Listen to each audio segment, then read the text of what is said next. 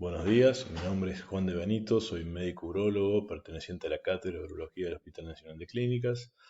Hoy vamos a hablar de incontinencia de orina.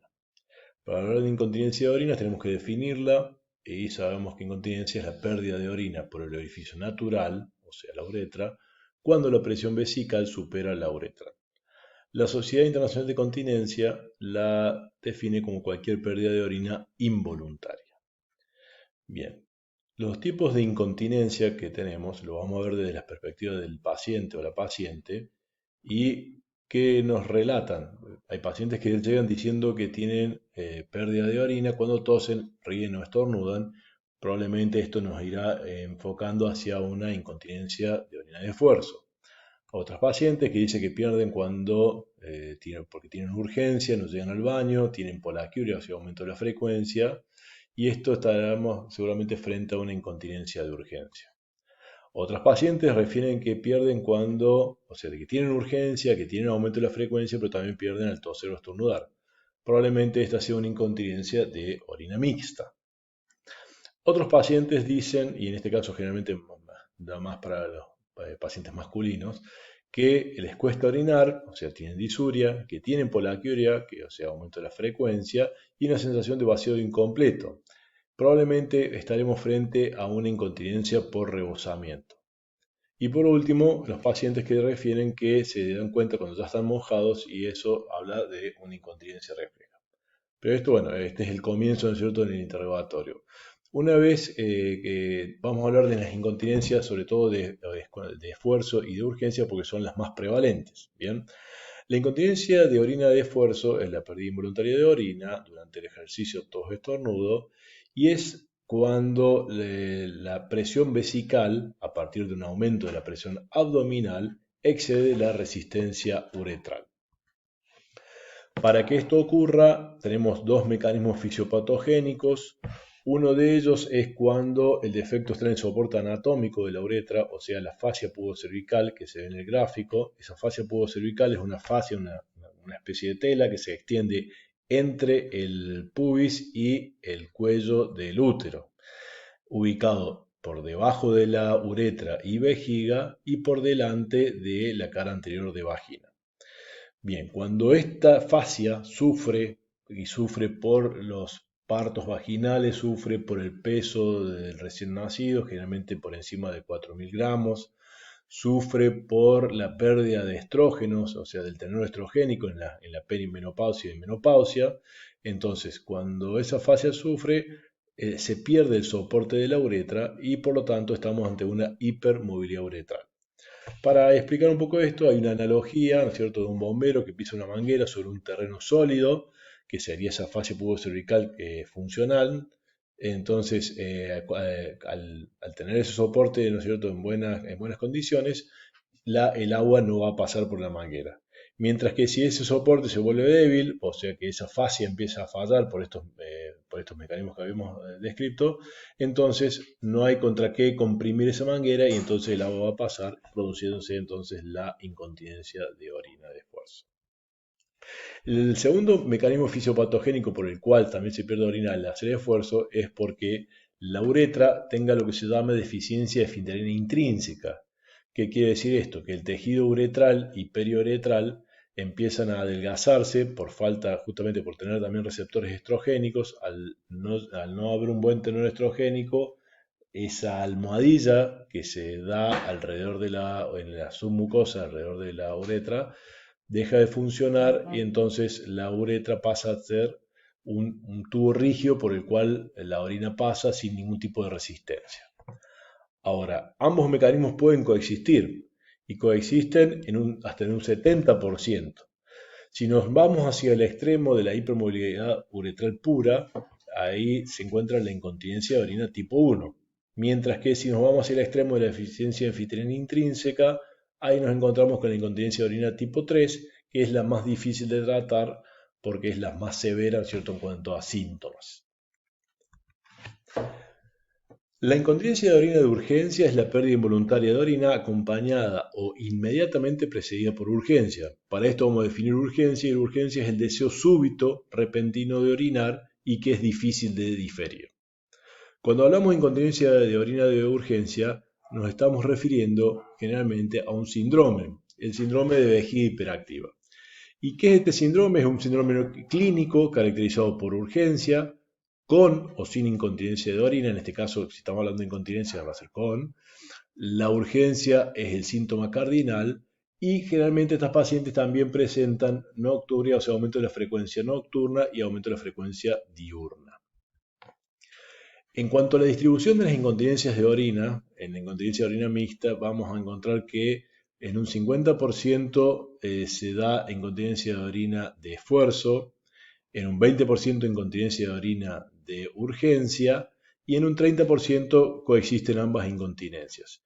En este gráfico está bastante claro donde la incontinencia de orina de urgencia está apuntando hacia el detrusor, porque el problema está en el músculo detrusor, ¿no es cierto?, en esta vejiga hiperactiva, y en la incontinencia de orina de esfuerzo el problema apunta hacia el esfínter, hacia el mecanismo de esfínter, que es donde se produce el problema.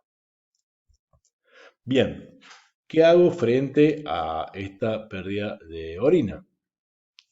Para ello vamos a comenzar con un examen físico, donde la mujer va a ir en posición ginecológica, generalmente se va a pedir, ¿no es cierto?, que esté con la vejiga llena, y estando en esta posición nosotros vamos a evaluar, por un lado, de manera visual, el estado estrogénico, vamos a evaluar la hipermovilidad uretral, la pérdida de orina, si hay flujo, y también vamos a evaluar la presencia de prolapsos.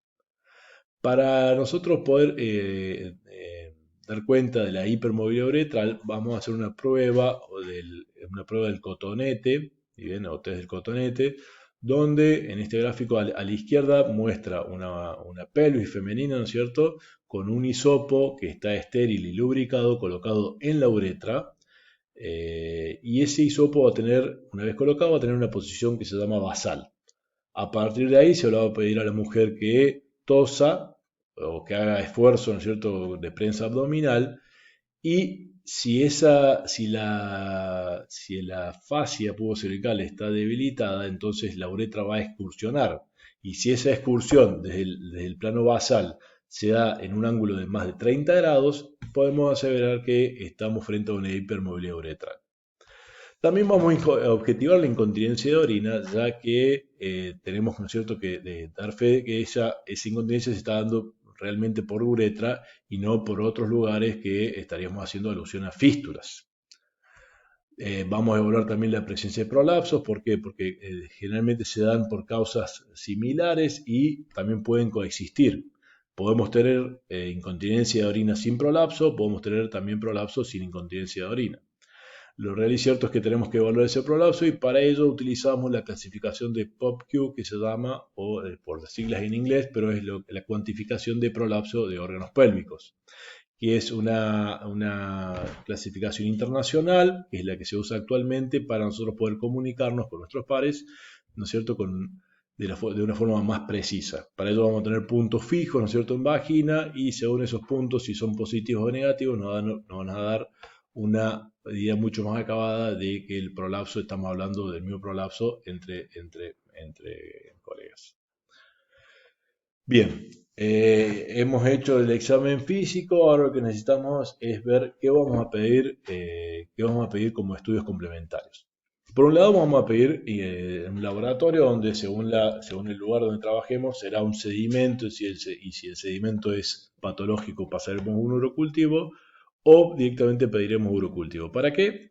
Para descartar la infección urinaria, ya que la infección urinaria es una de las causas más frecuentes de incontinencia de orina transitoria. Vamos a pedir también diagnóstico por imágenes y en este caso nos vamos a referir sobre todo a ecografía. La ecografía será renal bilateral y una vesical periposmiccional y en el varón vamos a agregar prostática. ¿La ecografía hace algún diagnóstico? No. La ecografía solamente nos sirve para descartar otras patologías que podrían estar comportándose con una vejiga, por ejemplo, hiperactiva, como el caso de un tumor de vejiga, como el caso de litiasis, ¿no es cierto?, vesical y demás. También vamos a pedir un diario miccional. El diario miccional es como la palabra lo indica, es una hoja donde vamos a pedir a la paciente que anote el ingreso de líquidos y el egreso de líquidos, ¿no es cierto?, en forma de orina, y con una medición de lo más precisa posible durante al menos 48 horas, donde nosotros vamos a tener una idea, por ejemplo, de volúmenes que ingiere la paciente, qué tipo de líquidos toma. Sabemos, por ejemplo, que el café, mate y té pertenecen a un grupo que se llaman las xantinas, que son irritantes vesicales. ¿Bien? Entonces, a partir de un diario miccional anotado a conciencia, nosotros vamos a poder pedirle o vamos a poder hacer cambios, ¿no es cierto?, en su ingesta diaria. Vamos a pedir también la urodinamia, que es un estudio que consiste en flujometría ycistomanometría.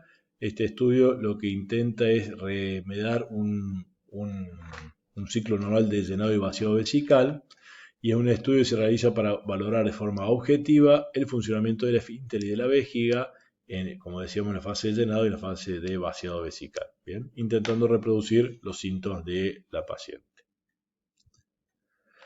Bien, una vez que tenemos hecho el diagnóstico, supongamos que estamos frente a una incontinencia de orina de esfuerzo, entonces vamos a tener dos caminos para ofrecerle. Por un lado va a estar la reeducación pelviperineal con el tratamiento conductual, y por otro lado vamos a tener la cirugía. Si nos referimos a reeducación pelviperineal, estamos hablando de distintos componentes y que están generalmente en manos de fisioterapeutas especializados, ¿no es cierto?, en piso pélvico. No cualquier fisioterapeuta, sino quien esté realmente preparado para esto.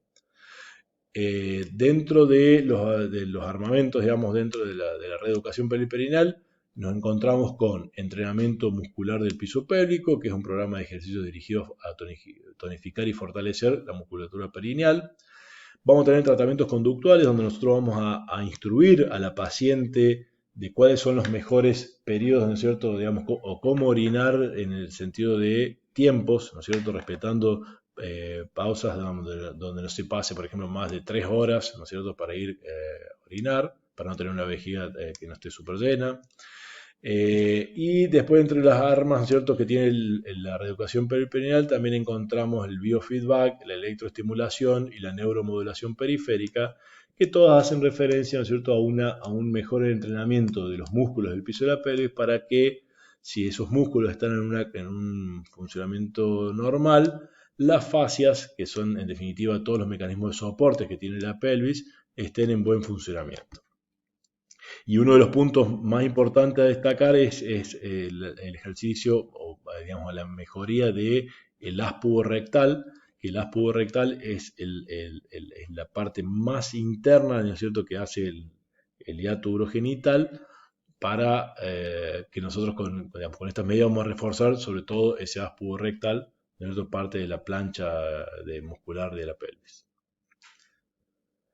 Si hablamos de cirugía, por ejemplo, en este gráfico hacia la izquierda arriba vemos una anatomía normal de una pelvis femenina, ¿no es cierto?, vista desde el interior, y la cirugía va a apuntar a reforzar esa uretra, ¿no es cierto?, por su parte inferior, y la cirugía ha ido evolucionando desde la cirugía, por ejemplo, hacia la derecha arriba, la cirugía de Burch, que era una colposuspensión, o sea, suspender la cara anterior de vagina para darle soporte al apoyo de la uretra, llevándolo, ¿no es cierto?, a los ligamentos de Cooper, que son estructuras sólidas.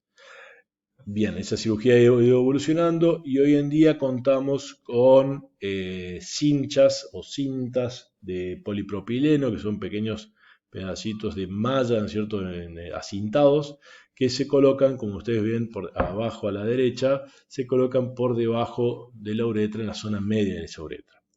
Ahora, ¿cuál es la ventaja de esta cirugía que hacemos hoy? Que son cirugías prácticamente ambulatorias, donde la paciente se puede ir a la misma tarde o el día siguiente, y nosotros por vía vaginal vamos a disecar la uretra y pasar con distintas agujas por espacios, ya sea en el retropúbico o en el espacio que se llama transobturador. Vamos a pasar unas agujas especiales para poder dejar colocada una cincha, esta cincha que va a ir por debajo de la uretra y darle soporte. Aquí unos gráficos para mostrar de forma rápida, ¿no es cierto?, cómo esa cincha queda ubicada por debajo de la uretra. El TBT, que pasa por retropubis, y el TOT, que es el que pasa por vía transobturadora.